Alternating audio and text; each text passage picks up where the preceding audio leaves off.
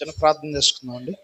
కృపా కనికరం గల దేవా, ఈ పరిశుద్ధ నామాన్ని బట్టి నీకు వందనాలు, స్తుతులు, స్తోత్రాలు చెల్లిస్తూ ఉన్నాం. ఈ పునరుద్ధాన దినమందు ప్రభువా నీ సన్నిధిలో ఉండే భాగ్యం మాకు ఇచ్చిన విధానం బట్టి నీకు వందనాలు యేసయ్యా. మమ్మల్ని మీరు పరిశుద్ధపరచండి, మా యందు నీకు ఆయాస్కరమని తీసివేయండి దేవా. అయా నీ వాక్యం ద్వారా మాతో మాట్లాడండి దేవా, మమ్మల్ని సరిచేయండి దేవా. దేవా నీ కృప మా మీద ఉంచండి ప్రభువా. మీరు మాట్లాడితే మేము బ్రతుకుతాం యేసయ్యా. మోడుబడిన జీవితాలు చిగురింపజేస్తాయి ప్రభువా. నీ వాక్యం ద్వారా మీరు మాతో మాట్లాడమని వేడుకొనుచున్నాను. మమ్మల్ని మీరు సరిచేయండి ప్రభువా. తండ్రి అయా నీ వాక్యము జీవము కలిగింది ప్రభువా. నాయన మా బ్రతుకులను సరిచేసేది ప్రభువా.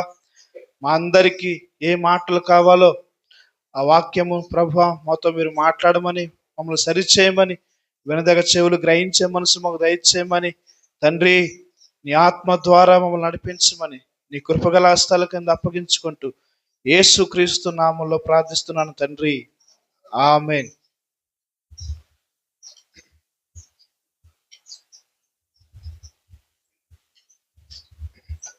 క్రీస్తునందు ప్రియులారా,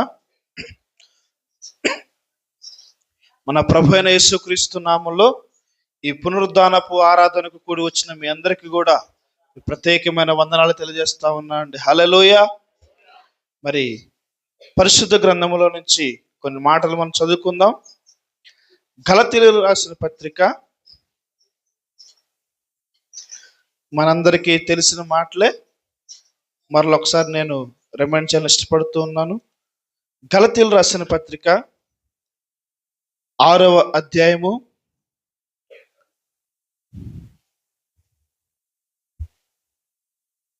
14వ వచనం చదువుకుందాం.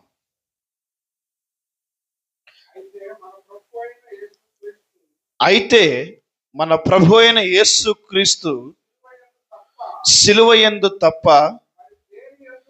మరి దేని యందును అతిశయించుట నాకు దూరమగును గాక.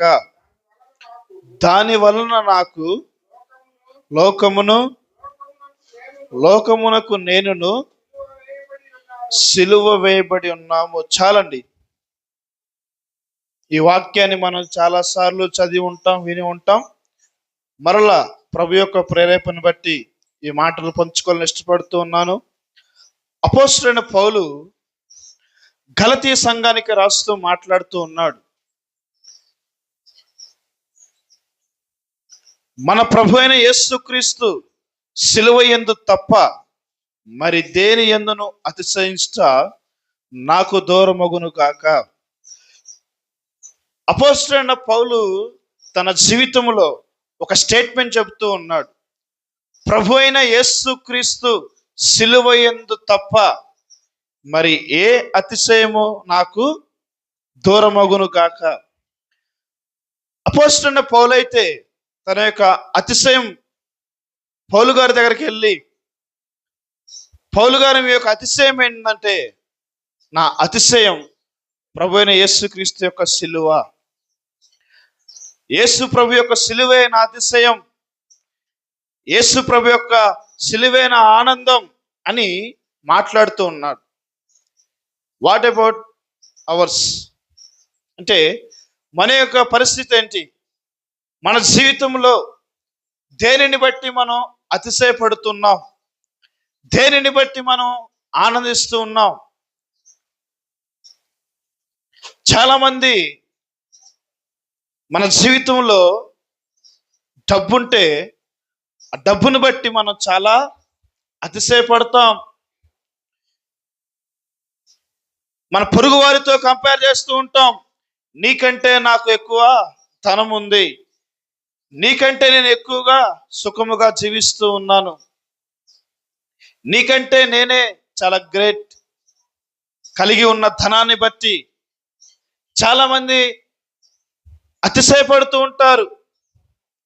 కలిగిన గృహాన్ని బట్టి, నీది just single bedroom independent house అంటే ఇది జస్ట్ 1 BHK, కానీ మాది అపార్ట్మెంట్, మాది 2 ఫ్లోర్లు, లేకపోతే మాది చాలా పెద్ద బిల్డింగ్. అంటే మనం కలిగిన గృహాన్ని బట్టి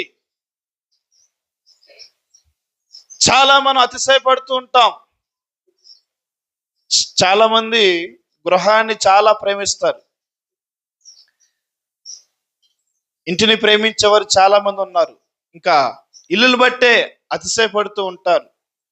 చాలా మంది వారు కలిగిన అందాన్ని బట్టి అతిశయపడుతూ ఉంటారు. హల్లెలూయా, హల్లెలూయా. ఒకవేళ ఒక అందము లేని స్త్రీ కనపడినప్పుడు అందము గల స్త్రీ అనుకుంటా ఉండేదేమో, నీకంటే నేను చాలా బ్యూటిఫుల్, చాలా అందము గల దానిను. ఒకవేళ పురుషుడు అనుకోవచ్చు, నేను చాలా హ్యాండ్సమ్, నీకంటే నేను చాలా అందంగా ఉన్నాను. అంటే చాలా చాలా విషయాలు బట్టి ప్రభుని ఎరగని వారు, ప్రభుని తెలియని వారు ధనాన్ని బట్టి అతిశయపడుతూ ఉంటారు. వారు కలిగిన జ్ఞానాన్ని బట్టి అతిశయపడుతూ ఉంటారు. అందాన్ని బట్టి అతిశయపడుతూ ఉంటారు. కానీ ప్రభువుని కలిగిన నీవు నేను ప్రియులారా, వేటిని బట్టి మనం అతిశయపడుతున్నాం? ప్రైజ్ ది లార్డ్, హల్లెలూయా. నిజంగా మన యొక్క అతిశయం ఏమిటి? యేసుక్రీస్తు ప్రభువే మనకు అతిశయంగా ఉన్నాడా? యేసుక్రీస్తు ప్రభు యొక్క త్యాగమే మనకు అతిశయమా? యేసు ప్రభు చేసిన గొప్ప త్యాగం మనకి అతిశయంగా ఉందా? దేనిని బట్టి మనం అతిశయపడుతున్నాం? ప్రైజ్ ది లార్డ్, హల్లెలూయా, హల్లెలూయా. వాక్యంలో రాయబడి ఉంది, కీర్తన గ్రంథము 20వ అధ్యాయము. చదువుదాం ఆ మాట ఒకసారి.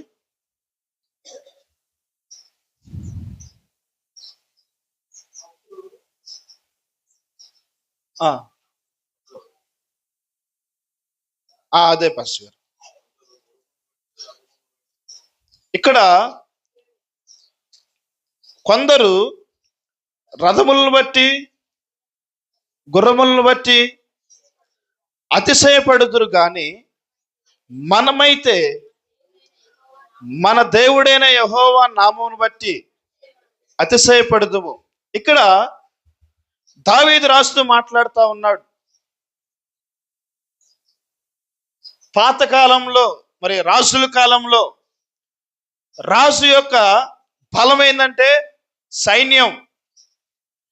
సైన్యం ఎంత బలంగా ఉంటే శత్రువుని అంత ఈజీగా ఓడించవచ్చు. సైన్యం బలంగా ఉండాలంటే రథములు కావాలి. సైన్యము చాలా బలంగా ఎదుటి వారిని ఓడించే విధంగా ఉండాలంటే చాలా మంచి మంచి హార్స్ కావాలి, గుర్రములు కావాలి.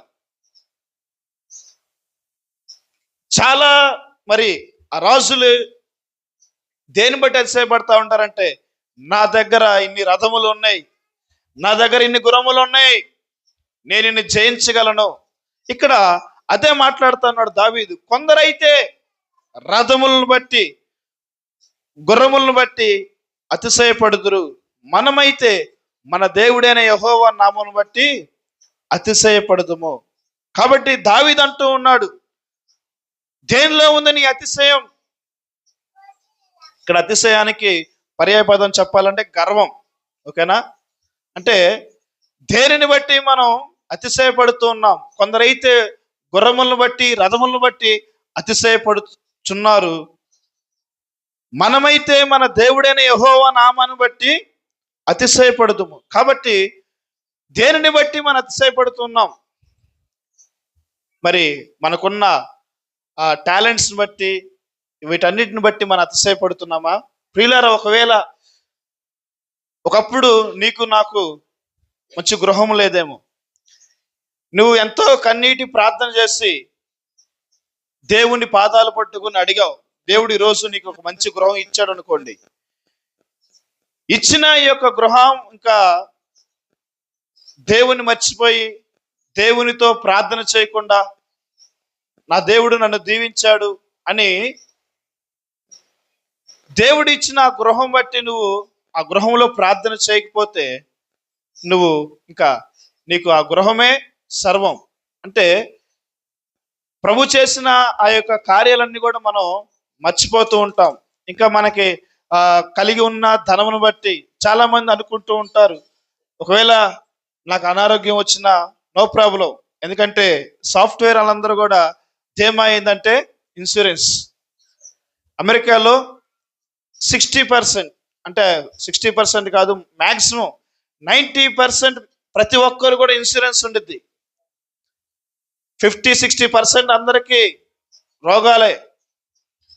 ప్రతి ఒక్కరు ఇన్సూరెన్స్ కలిగి ఉంటారు. వాళ్ళ యొక్క ధీమా ఏంటంటే మాకు ఎటువంటి ఇబ్బంది వచ్చినా, ఎటువంటి అనారోగ్యం వచ్చినా మాకు ఇన్సూరెన్స్ ఉంది, మాకు ఇబ్బంది లేదు.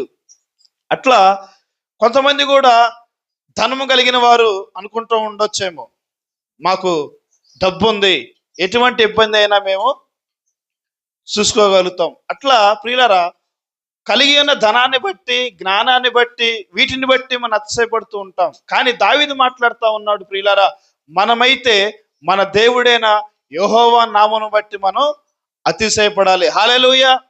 నీవు నేను దేనిని బట్టి అతిశయపడాలంటే ప్రభు అయిన యేసుక్రీస్తు నామాన్ని కలిగి ఉన్నందుకు. హల్లెలూయా. నిజంగా ప్రియులారా, ఇక్కడ కూర్చునే భాగ్యం నిజంగా మనకు లేదు. కానీ దేవుడు తన కృపచేత మనకి ఈ యొక్క తన మందిరములో ఉండే భాగ్యం ప్రభు ఇచ్చాడు. నిజంగా మనసారా యేసుక్రీస్తు ప్రభు యొక్క నామాన్ని ఆరాధించడానికి దేవుడు మనకు ఆ భాగ్యం ఇచ్చాడు. మన కొరకు ప్రభు తన యొక్క ప్రాణాన్ని అర్పించి సిలువ త్యాగం చేశాడు. దానిని బట్టి మనం ఏం చేయాలి? అతిశయపడాలి. హల్లెలూయా. అందుకనే ఇర్మీయా గ్రంథంలో కూడా రాయబడి ఉంది. ఇర్మీయా గ్రంథము 9వ అధ్యాయము 23వ వచనం చదువుకుందాం.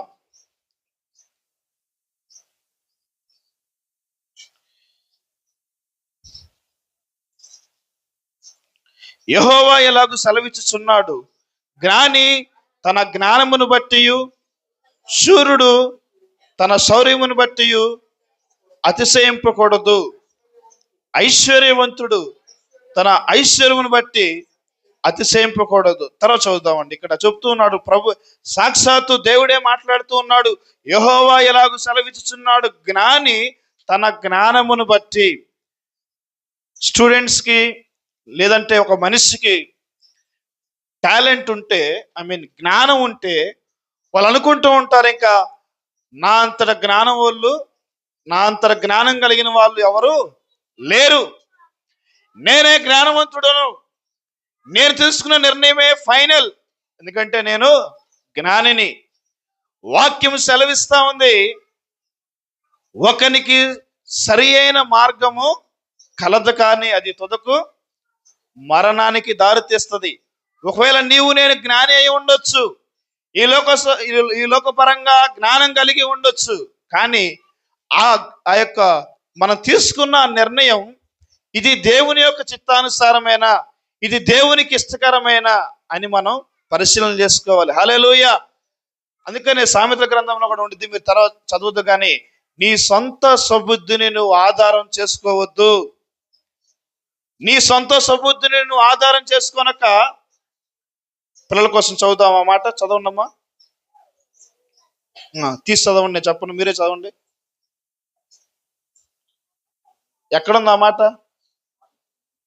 మీరు చెప్పకండి బాస్ గారు, వాళ్ళు స్టూడెంట్స్ చెప్తారు. చదవండి అమ్మా, ఎక్కడుంది ఆ మాట? సామెతలు 3:5.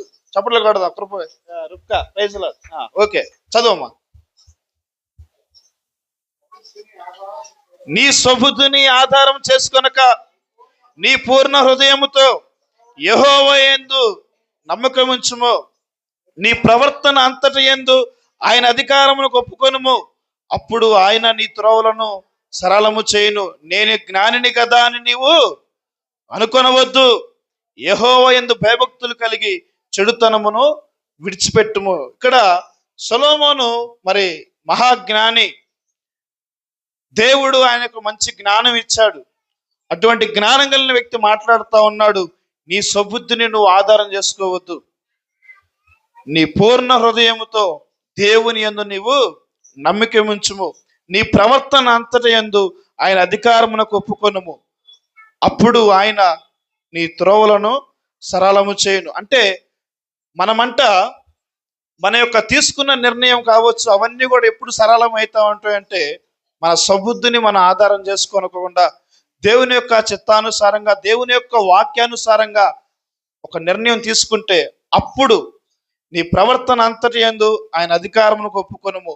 అప్పుడు ఆయన నీ త్రోవలను సరళము చేయము. ఇక్కడ నేను జ్ఞానిని కదా అని నువ్వు అనుకొనవద్దు. ఎప్పుడు కూడా మనం నిజంగా మన జ్ఞానవంతులు మనం అనుకోకూడదు. హల్లెలూయా. నువ్వు జ్ఞానివి కదా అని అనుకోవద్దు.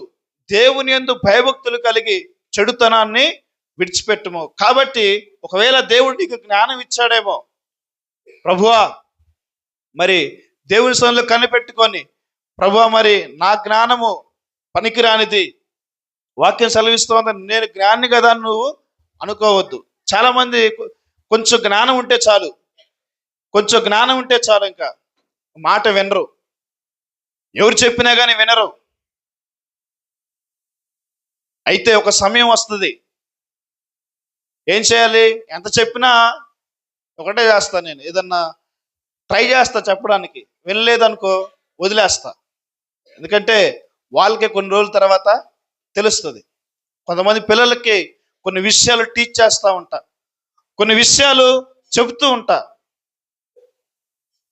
కొంతమంది శ్రద్ధగా విని లోబడి వింటారు, మంచిగా అవుతారు. కొంతమంది చెప్పేది వినరు, వదిలేయటమే. ఒక సమయం వస్తుంది, వాళ్ళే తెలుసుకుంటారు. కాబట్టి ఇక్కడ జ్ఞాని, ఒకవేళ దేవుడు నీకు జ్ఞానం ఇస్తే, జ్ఞాని తన జ్ఞానాన్ని బట్టి అతిశయింపకూడదు. హల్లెలూయా. కాబట్టి ప్రియులారా, వాక్యం సెలవిస్తా ఉంది, ఒకవేళ నువ్వు జ్ఞానివై ఉండొచ్చు, కానీ నీ జ్ఞానాన్ని బట్టి నువ్వు అతిశయింపవద్దు. సూర్యుడు తన శౌర్యమును బట్టి అతిశయింపకూడదు. అంటే ఒకవేళ నువ్వు బలము కలిగి ఉండొచ్చు, గొలియాతు వలె బలము కలిగి ఉండొచ్చు, కానీ బలము లేని వారిని చూసి నువ్వు అతిశయింపకూడదు. నేను బలవంతుడను. గొలియాతు కూడా దాదాపు 40 రోజులు మరి ఫిలిష్తీయుల పక్షముగా ఉండి ఇశ్రాయేలును ఓడించడానికి మరి చాలా సార్లు మరి ప్రతిరోజు వచ్చి కూడా చెప్పేవాడు, ఇశ్రాయేలులో ఎవరైనా సరే మీలో ఒక వ్యక్తిని పంపించండి, నాతో పోటీ పడితే మేమందరం కూడా మీకు సాగిలపడి మీరు చెప్పినట్టు వింటామని చెప్పేసి 40 రోజులు దాదాపు ఆయన ప్రతిరోజు వచ్చి పంక్తులు చేస్తా ఉన్నాడు. చూడండి ప్రియులారా, తన యొక్క బలాన్ని బట్టి, తను కలిగిన యొక్క బలాన్ని బట్టి గొలియాతు ఏం చేస్తా ఉన్నాడు చెప్పాలా? అతిశయపడుతూ ఉన్నాడు. నాకంటే బలవంతులు లేరు, ఇంకా నాకంటే నన్ను జయించేవారు ఇశ్రాయేలు లేరు, నేనే బలవంతుడను, నేనే శౌర్యము కలిగిన వ్యక్తిని అని అతిశయపడుతూ ఉన్నాడు. ప్రియులారా, అటువంటి బలవంతుడిని దేవుడు ఏం చేశాడు చెప్పాలి? దేవుడు ఏం చేశాడు? అటువంటి బలవంతుడిని, చిన్న పిల్లవాడైనటువంటి దావీదుని దేవుడు పంపి తన తలకాయి తీసేపిచ్చాడు. హల్లెలూయా, హల్లెలూయా. కాబట్టి ప్రియులారా, నిద్రపోతుందరూ హల్లే చేద్దామా? గట్టిగా చేద్దాం హల్లెలూయా. నిద్రపోతుందో హల్లే చేద్దాం. ఎవరు నిద్రపట్టలేదు? హల్లెలూయా, హల్లెలూయా. అందరూ హల్లే చేద్దాం. హల్లెలూయా, హల్లెలూయా, హల్లెలూయా, హల్లెలూయా. నీ కృప నిత్యముండును. చప్పట్లు కొడదాం. నిత్య జీవము నీ కృప వివరింప నా తరమా యేసయ్యా. నీ కృప నిత్యముండును, నీ కృప నిత్య జీవము, నీ కృప వివరింప నా తరమా యేసయ్యా. కాబట్టి ప్రియులారా, ఎప్పుడు కూడా మనం మన జ్ఞానాన్ని బట్టి మనం అతిశయపడకూడదు. మనం తీసుకున్న నిర్ణయమే ఫైనల్ అని ఎప్పుడు కూడా అనుకోకూడదు. మనం తీసుకున్న నిర్ణయం ఇది వాక్యానుసారమేనా? వాక్యానుసారంగా ఉంటే వీ కెన్ ప్రొసీడ్. దేవుని చిత్తానుసారంగా ఉంటే ప్రొసీడ్. కానీ ఒకరిని సరి అయిన కనబడు మార్గం కలదు, కానీ తొదకది మరణానికి దారి తీస్తుందని వాక్యం సెలవిస్తూ ఉంది. కాబట్టి మన జ్ఞానాన్ని బట్టి మనం ఆధారపడక, మన జ్ఞానులమని మనం అనుకోకుండా, దేవుని యొక్క కృప మీద, దేవుని యందు భయభక్తులు కలిగి, దేవా ఈ నిర్ణయం తీసుకుంటా ఉన్నాను ప్రభువా, నీ చిత్తము మరి నీ యొక్క నడిపింపు నాకు దయచేయమని ప్రార్థన చేస్తే దేవుడే నడిపిస్తాడు. అదే విధంగా రెండో విషయం, బలం. మన బలాన్ని బట్టి ఎప్పుడు కూడా మనం అతిశయపడకూడదు. ఒకవేళ అతిశయపడితే గొలియాతు లాగే మనం కూడా కోల్పోతాం. కాబట్టి చిన్న పిల్లడైనటువంటి దావీదు చేత గొలియాతుని దేవుడు సంహరించాడు. హల్లెలూయా. అదే విధంగా ఐశ్వర్యవంతుడు తన ఐశ్వర్యాన్ని బట్టి అతిశయింపకూడదు. ఐశ్వర్యం అంటే ధనం. ఒకవేళ దేవుడు నీకు ధనం ఇచ్చాడు అనుకోండి, ఇంకా ధనమే సర్వం అనుకొని చెప్పేసి మనం అతిశయపడకూడదు. నేను ముందు చెప్పినట్లు నాకంతా కూడా కావలసిన ధనవంతుడి వలె, నా ప్రాణమా నీకు అనేక సంవత్సరాలుగా కావలసిన ధనం ఉంది, తినుము త్రాగుము సుఖించుము అని ఒకవేళ మన ప్రాణంతో అంట మనం అలా అనుకుంటే దేవుడు అంటా ఉన్నాడు, ఫూలిష్ మ్యాన్,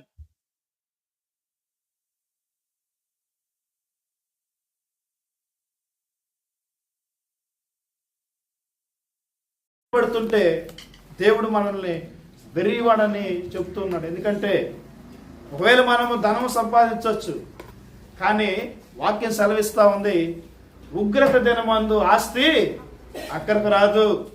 నీకు నాకు కోట్లు ఉండొచ్చు, లేవనుకోండి, హల్లెలూయా.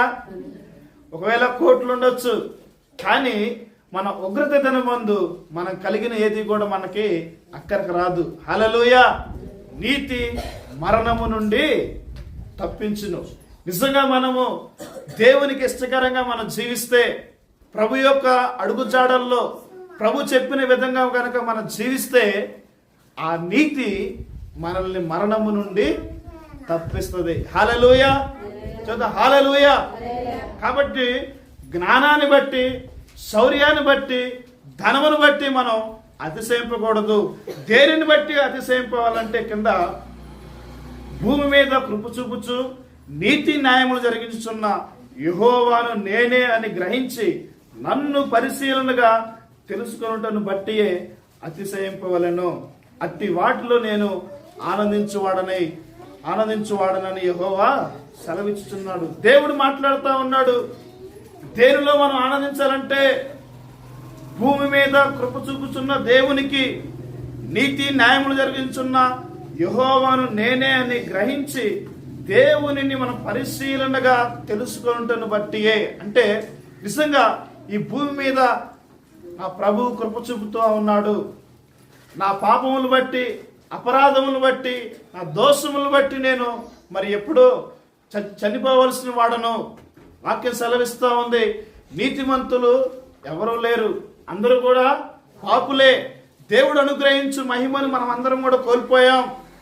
ఎఫెసీ పత్రికలో రాయబడి ఉంది కదా, మన అపరాధముల చేత, మన దోషముల చేత మనం చచ్చిన వారిగా ఉన్నాం. ప్రియులారా, నరకానికి పాత్రులుగా ఉన్న మనల్ని ప్రభు అయిన యేసుక్రీస్తు ఏం చేశాడంటే, ప్రియులారా, ఆయన మహాప్రేమ చేత ప్రేమించాడు. Praise the lord. Hallelujah. Hallelujah. Hallelujah. Hallelujah. నిజంగా నీవు నేను ఆ యొక్క మరణ పంచుల్లో ఉన్నాం. నీవు నేను ఆ నరకానికి దగ్గరలో ఉన్నాం. అలాంటి స్థితిలో ఉన్న మనల్ని ప్రభు అయిన యేసుక్రీస్తు ఏం చేశాడంటే, ప్రియులారా, ఆయన అడ్డుపడి మనకు ప్రతిగా మనము మోయవలసిన ఆ యొక్క సిలువను, మనము అనుభవించవలసిన శిక్షను మనకు ప్రతిగా ప్రభు అయిన యేసుక్రీస్తు ఏం చేశాడంటే, ప్రియులారా, నిన్ను నన్ను ప్రేమించి, ఎలాంటి ప్రేమ అది? మామూలు ప్రేమ కాదు, మహాప్రేమ. ఓకేనా? ఆహారం అంటే చాలా రకాలు ఉన్నాయి. వైట్ రైస్ ఉంది, తర్వాత నెక్స్ట్ చెప్పాలా? అందరూ చాలా సైలెంట్గా ఉంటా ఉన్నారు. I want to interact with you all. Okay, interact అవ్వాలి. ఆహారాల్లో ఏ రకాలు ఉన్నాయి? ఏ ఆహారాలు? ఓన్లీ రైసే వండుతారు మీరు, ఇంకేం చేయరా? చెప్పాలి. ఆహారాల్లో ఏ ఆహారాలు ఉన్నాయి? ఇంకా రైస్ ఉంది, ఇంకా రైస్ చేస్తాం, ఇంకా చెప్పాలక్క. మీరు ఇంట్లో చేసే పనులే. ఆహారం బిర్యానీ చేసుకోరా, ఎగ్ ఫ్రైడ్ రైస్ చేసుకోరా, పలావ్ చేసుకోరా? హల్లెలూయా. మామూలు రైస్కి బిర్యానీకి తేడా ఉందా లేదా? రెండు ఒకటేనా? అలాంటప్పుడు బిర్యానీ చేయటం ఎందుకు కదా? అంటే వైట్ రైస్ కంటే కూడా నెక్స్ట్ ఇది ప్రయారిటీ సంథింగ్, అది బిర్యానీ కావచ్చు. అట్లా అంటే ఒక డిఫరెన్షియేషన్ ఉంది ఇక్కడ. అలానే ప్రేమకు మహాప్రేమకు డిఫరెన్షియేషన్ ఉంది. కాబట్టి ప్రభు అంటా ఉన్నాడు, మహాప్రేమ చేత మనల్ని ప్రభు ఏం చేశాడు? ప్రేమించాడు. అది మనం తెలుసుకోవాలి. యేసుక్రీస్తు ప్రభుని మనం పరిశీలన చేసి, యేసుక్రీస్తు ప్రభు ఎందుకు ఈ లోకానికి వచ్చాడు? యేసుక్రీస్తు ప్రభు మరి దేవాతి దేవుడు. యేసుక్రీస్తు ప్రభు ఈ లోకాన్ని సృష్టించిన దేవుడు. తన మాట చేత ఈ లోకమంతా కూడా సృష్టించబడింది. ఎందుకు మరి అలాంటి దేవుడు భూమి మీదకి రావాల్సింది? ఆది యందు దేవుడు ఆయన ఉన్నాడు కదా యేసుక్రీస్తు ప్రభు. ఎందుకు పరలోకం నుంచి రావాల్సి వచ్చింది? ఎందుకు ఆయన నా పాప భారం అంతా ఆయన మీద వేసుకొని సిలువ త్యాగం చేశాడు? ఎందుకు ఆయన పిడిగుద్దులు గుద్దుతున్నా, తన ముఖం మీద ఉమ్ము వేస్తున్నా మౌనంగా ఉన్నాడు? వై? దేవుని తెలుసుకుంట, యెహోవాను నేనే అని, నిజమైన దేవుడు ప్రభు అయిన యేసుక్రీస్తే అని పరిశీలన చేయుట. అట్టి వాటిల్లో దేవుడు ఆనందిస్తూ ఉన్నాడంట. హల్లెలూయా. చూద్దాం. హల్లెలూయా, హల్లెలూయా. ప్రియులారా, అది మనము వాటిలో మనం అతిశయపడాలి. దేవుడు అంట మనము ఆ ప్రభువుని తెలుసుకొనుట.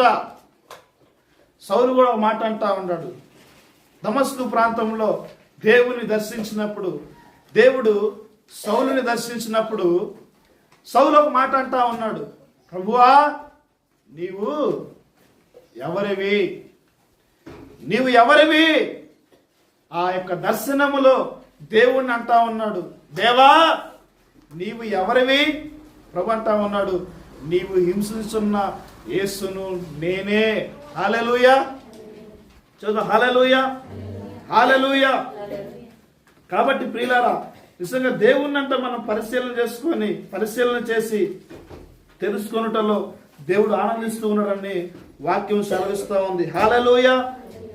అదేవిధంగా చాలా మనం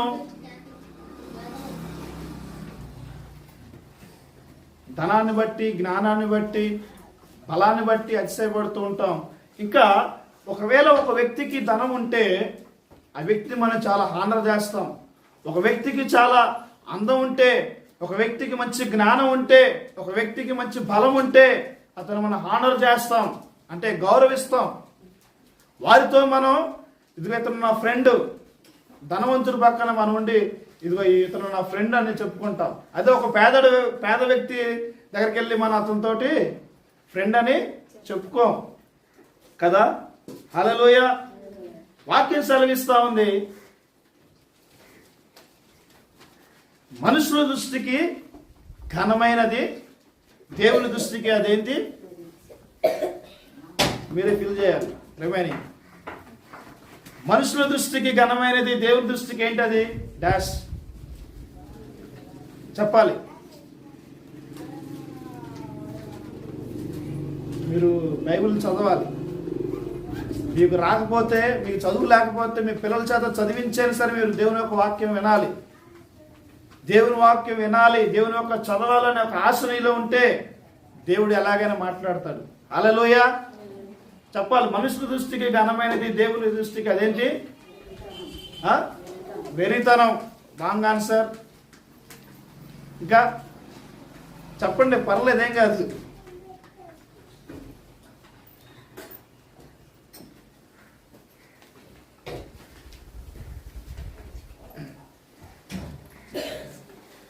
చెప్పాలి. ఇక్కడ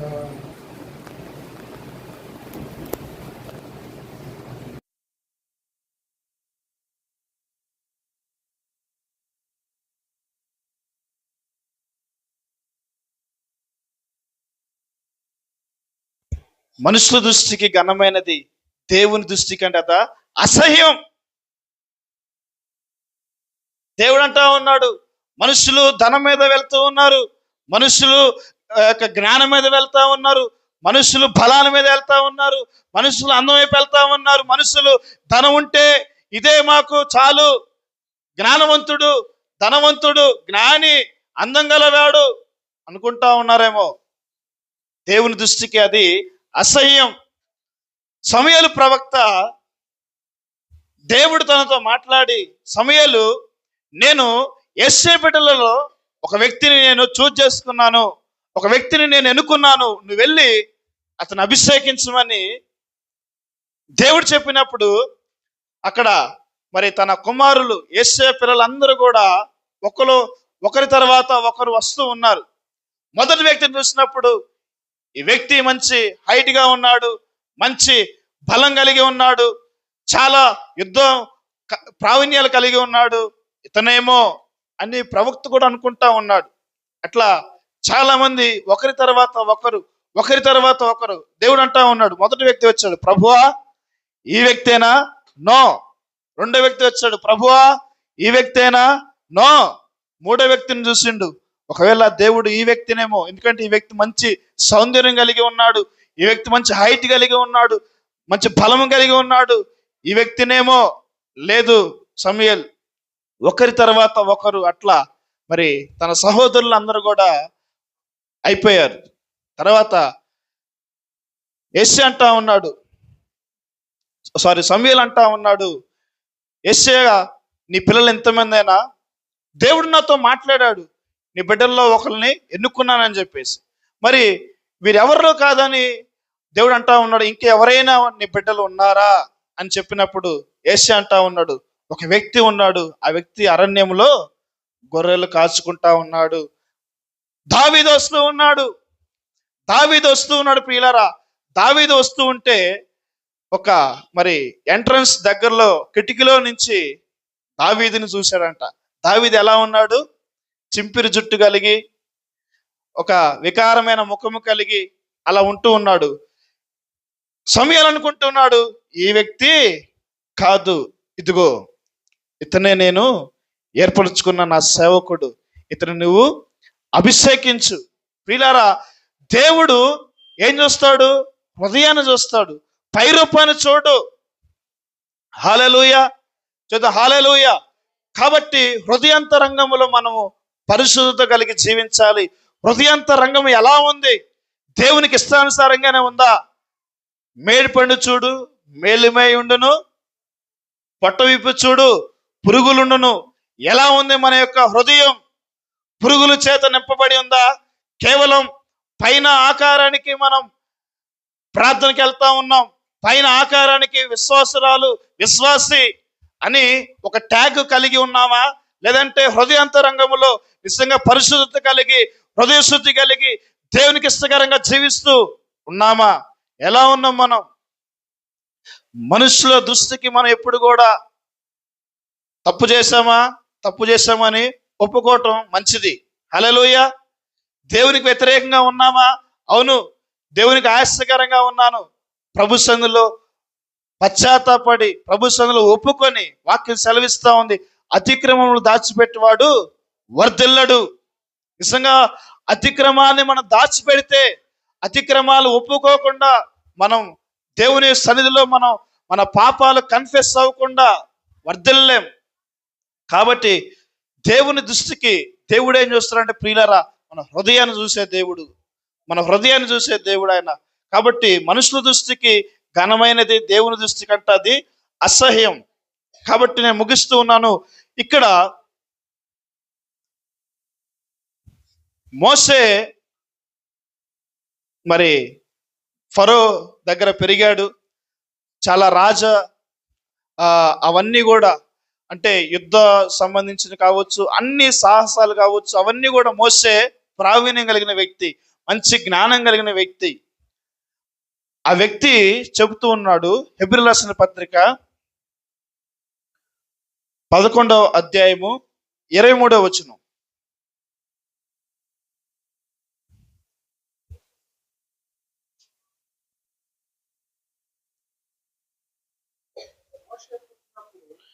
మోషే పుట్టినప్పుడు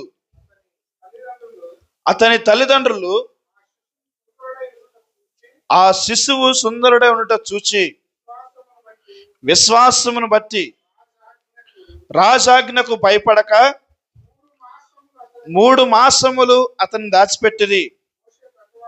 మోసే పెద్దవాడైనప్పుడు విశ్వాసమును బట్టి ఐగుప్తు ధనము కంటే క్రీస్తు విషయమైన నింద గొప్ప భాగ్యమని ఎంచుకొని అల్పకాలము పాపభోగం అనుభవించట కంటే దేవుని ప్రజలతో శ్రమ అనుభవించడం మేలని యోచించి ఫరో కుమార్తె యొక్క కుమారుడని అనిపించుకొనుటకు ఒప్పుకొనలేదు.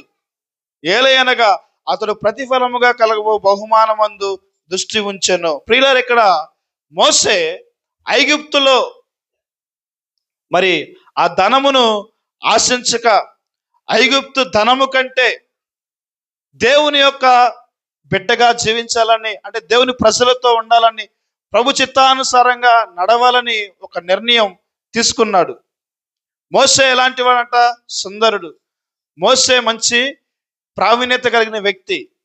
అయితే ప్రియులారా, ఆ ఐగుప్తు ధనాన్ని మోసే ఆశించలేదు. దేవుని ప్రజలతో, మరి నా ప్రజలతో వారితో శ్రమ అనుభవించడం నాకు మేలని ఎంచుకున్నాడు. ఎందుకు చెబుతున్నానంటే, అపోస్తలుడైన పౌలు సిలువ యందే అతిశయిస్తూ ఉన్నాడు, సిలువనందే ఆనందిస్తూ ఉన్నాడు. అలానే ఇక్కడ మోసే కూడా ఐగుప్తు ధనము కంటే కూడా తన ప్రజలతో శ్రమలు అనుభవిస్తే తనకు భాగ్యమని ఎంచుకొనిచున్నాడు. దేవుని యొక్క చిత్తానుసారంగా ఆయన నడుస్తూ ఉన్నాడు. హల్లెలూయా, హల్లెలూయా. కాబట్టి మన యొక్క జీవితంలో కూడా ఒకవేళ మనకి ఈ యొక్క లోకములో మనకు ధనము లేకపోవచ్చు, ఈ లోకములో మనకి అందం లేకపోవచ్చు, ఈ లోకములో మనకి జ్ఞానం లేకపోవచ్చు, మరి బలము లేకపోవచ్చు, ఏమి ఉన్నా ఏమి లేకపోయినా మనము క్రీస్తుని కలిగి ఉన్నట్లయితే, క్రీస్తునందు మనం అతిశయపడినట్లయితే మనం చాలా ధన్యులము. హల్లెలూయా. ఎందుకంటే ఇక్కడ పౌలు కూడా అంతకుముందు ఆయన 8వ దినాన సున్నతి పొందిన వ్యక్తి. అపోస్తలుడైన పౌలు 8వ దినాన సున్నతి పొందిన వ్యక్తి, ఇజ్రాయేల్ యొక్క వంశస్థుడు, తర్వాత హెబ్రీ సంతానం కలిగిన వ్యక్తి, బెన్యామీను గోత్రంలో పుట్టిన వ్యక్తి, ఇంకా ధర్మశాస్త్ర విషయంలో పరిసయుడు. మరి ధర్మశాస్త్రాన్ని బట్టి ఆయన అనింద్యుడు, అంటే ధర్మశాస్త్ర ప్రకారం పాపము లేని వ్యక్తి అని ఆయన గురించి చాలా రాయబడి ఉంది. ఫిలిప్పీ రాసిన పత్రిక 3వ అధ్యాయంలో తర్వాత చదవండి మీరు. ఏంటి చదువుకున్నాం మనం పౌలు గారి గురించి? చెప్పాలి. మొదటి మాట ఏంటి? ఏమి వింటలేదా మీరు? మొదటి మాట చెప్పాలి. ఊరకు చెప్పి వదిలేస్తే ఉపయోగం లేదు. మొక్క వేసి వస్తే ఉపయోగం లేదు. దానికి ఏం చేయాలి? నీరు పోయాలి, మందు వేయాలి, తర్వాత అట్లానే దానికి ఒక ఫలం వస్తుంది. జస్ట్ వింటే, అంటే జస్ట్ ఇలా ఇక్కడ ఏదో ఉన్నాం, ఆదివారం వచ్చాం, 2 మాటలు పాస్టర్ గారు చెప్పారు, వెళ్ళిపోతాం, అలా ఉండొద్దండి. దేవుని వాక్యం భయభక్తులు కలిగి, దేవుని వాక్యం శ్రద్ధ కలిగి మనం విన్నప్పుడు ఆ వాక్యం మన హృదయంలో నాటబడి ఫలింపజేస్తుంది. హల్లెలూయా, హల్లెలూయా. కాబట్టి నేను ముగిస్తూ ఉన్నానండి. ఇక్కడ పౌలు 8వ దినాన 5 విషయాలు చెప్పా, కనీసం ఒక్క విషయం కూడా చెప్పలే. మీరు చెప్పండి త్వరగా. 5 విషయాలు చెప్పాను నేను. మరి చెప్పేటప్పుడు ఎక్కడ ఆలోచిస్తున్నారు మీరు? ఒక్క మాట కూడా గుర్తులేదా ఎవరికి? చెప్పండి అక్క, గుర్తుండి చెప్పండి. వినపట్ల గట్టిగా. 8వ దినాన సున్నతి పొందిన వాడు, హెబ్రీ సంతానం, ఇజ్రాయేలు, ఇంకా బెన్యామీను గోత్రంలో పుట్టిన వ్యక్తి, ఇంకా ఆయన పరిసయుడు, ఇంకా ధర్మశాస్త్ర ప్రకారం ఆయన అనింద్యుడు. ఇలాంటి కలిగిన వ్యక్తి, ధర్మశాస్త్రం అంటే ఆది కాండము, నిర్గమ కాండము, లేవి కాండము, సంఖ్యాకాండము, ద్వితీయోపదేశం, ఇవన్నీ కూడా ఆయన ప్రావీణ్యత కలిగిన వ్యక్తి. అలాంటి వ్యక్తి, ఇంకా ఆసక్తి విషయంలో సంఘాన్ని హింసించే వ్యక్తి, అలాంటి వ్యక్తి మరి ఏం చెప్తున్నాడంటే, నాకు ఏవేవి లాభకరములే ఉన్నాయో అవన్నీ కూడా నేను క్రీస్తు నిమిత్తము నష్టముగా ఎంచుకొనిచున్నాను. హల్లెలూయా.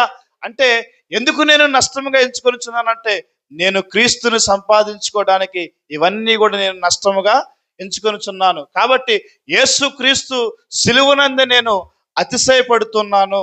కాబట్టి ప్రియులారా, ఎవరైతే ఈ లోకములో కలిగిన వాటిని బట్టి అతిశయపడతారో వారు ఖచ్చితంగా పడిపోతారు.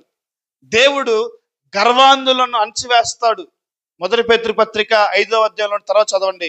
ఎవరైతే వారు కలిగిన వాటిని బట్టి, నాకు ఉద్యోగం ఉంది, నాకు ఇంత శాలరీ వస్తూ ఉంది, నాకు మంచి బిల్డింగ్ ఉంది, మరి నాకు ఇబ్బంది లేదు, నాకు మంచి కారు ఉంది అంటే వాటిని బట్టి, ఈ లోకములో కలిగిన వాటిని బట్టి అతిశయపడుతూ ఉంటారు.